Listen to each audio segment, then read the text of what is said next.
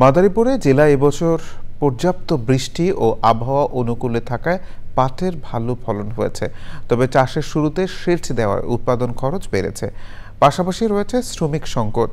কাঙ্ক্ষিত দাম পাওয়া না নিয়ে শঙ্কায় রয়েছেন কৃষক। বিস্তারিত মাদারীপুর প্রতিনিধি রাহাত হোসেনের রিপোর্টে। পাট চাষের শুরুতে পর্যাপ্ত বৃষ্টি না থাকলেও পরবর্তীতে বৃষ্টি এবং আবহাওয়া অনুকূলে থাকায় ভালো ফলন পেয়েছেন চাষিরা। বৃষ্টি হয় পাট জাগ দেওয়ায় পেয়েছেন বাড়তি সুবিধা। জমিতে পানি দেওয়া, শ্রমিক মজুরি বৃদ্ধি, পাট কাটা সহ উৎপাদন খরচ পূর্বের থেকে অনেক বেশি হয় ভালো ফলনের পরও ন্যায্য দাম নিয়ে শঙ্কায় রয়েছেন কৃষক।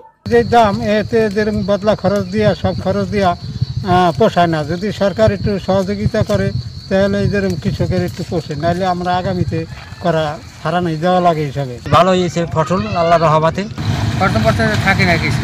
সরকার জানি এই ব্যাপারে একটা গুরুত্ব দেয় আর আমাদের সহযোগিতা করে। পাট চাষে কৃষকদের পরামর্শ ও সহযোগিতা করেছে কৃষি বিভাগ। কৃষকদেরকে এই পাটের উৎপাদন বা প্রযুক্তির আধুনিক প্রযুক্তিগুলো আছে সেগুলো তাদেরকে আমরা বলে থাকি।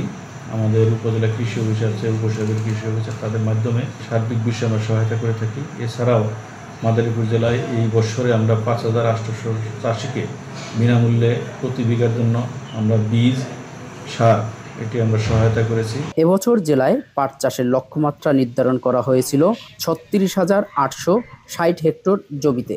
আবাদ হয়েছে 36,921 হেক্টর জমিতে। গড় ফলন হেক্টর প্রতি 2.04 মেট্রিক টন। মাদারীপুর থেকে Rahat Hossain, channel I. Bundle থাকলে প্রতি সেনমানিতে টাকা বাঁচবে। বিকাশ সেনমানি বান্ডেল কিনে জিতুন প্রতি লেনদেনে।